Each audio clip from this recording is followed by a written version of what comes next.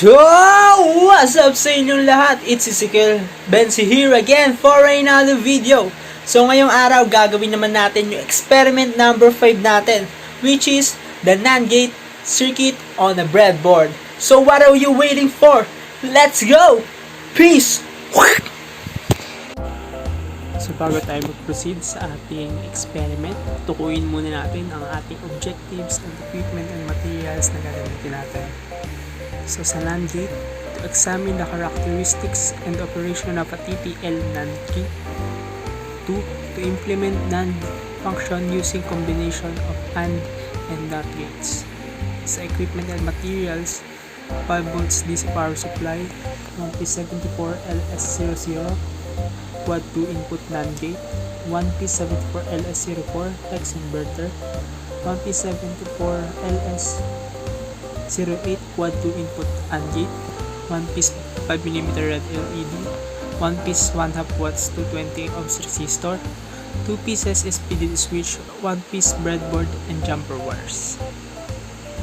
So dito makikita nyo yung standard na symbol ng NAND gate na typically AND gate siya na may circle or bubble na nag-indicate ng invert. And ang Boolean equation dito is typically yung multiplication pa rin pero in-invert. A and B invert. So proceed na tayo sa procedure. Construct on the breadboard the NAND gate circuit shown in figure A. Set the NAND circuit to each input combination as shown in truth table A. Observe and record in the truth table the output for each combination. Using the same circuit as shown in figure A, complete truth tables A2 and A3. So this is the figure A NAND gate circuit, truth table A1, A2, and A3. So ano yun, makikita nyo dito is yung NAND gate circuit on a breadboard natin. Combination siya ng NOT gate and AND gate natin. Ito yung nasa gitna is yung IC natin na 74LS00 and yung 220 ohms resistor natin and yung red LED. As itong nasa kanan natin is yung positive terminal and yung nasa kaliwa is yung negative terminal natin. Ito naman yung SPD switch natin. Kita nyo? Dalawa yan. And yung alternative power supply natin. Power bank. Yan. So ngayon, makikita nyo dito, yung IC natin is may 14 pins siya. Yung switches natin is nakakonect siya dun sa pin number 1 and pin number 2 para makontrol yung input. And yung pin number 3 natin is yung output na nakakonect sa resistor papuntang LED para sa output.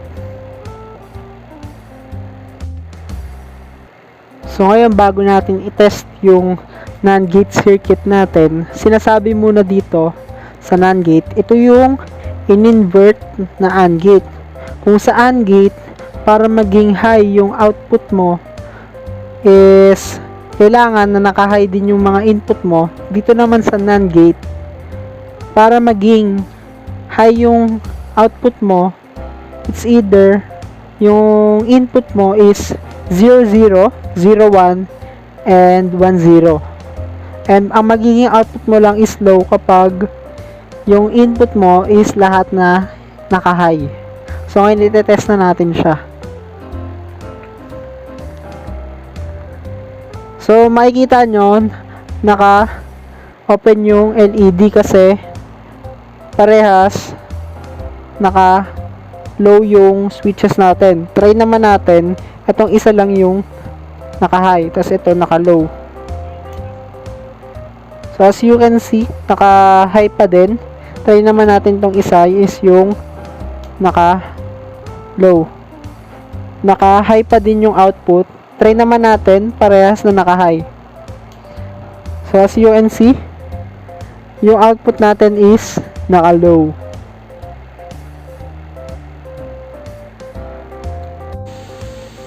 So now let's proceed to the figure B. Construct on the breadboard the NAND dot and gate circuit shown in figure B.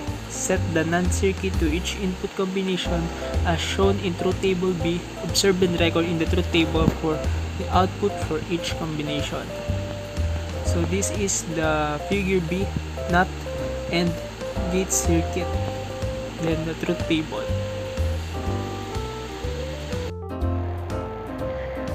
So ngayon naman for figure B is combination siya ng AND gate natin and NOT gate.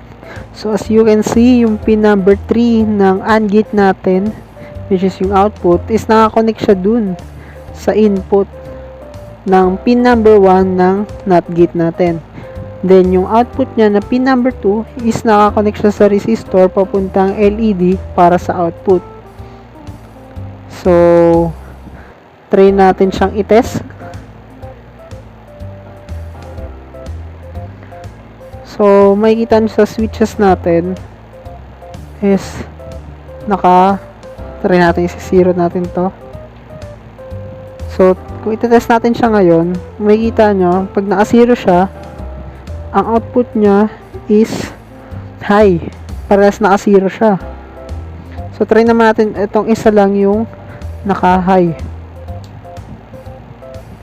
So still naka-open pa din yung lights natin. Try naman natin tong isa yung naka-high, tas itong isa naka-zero.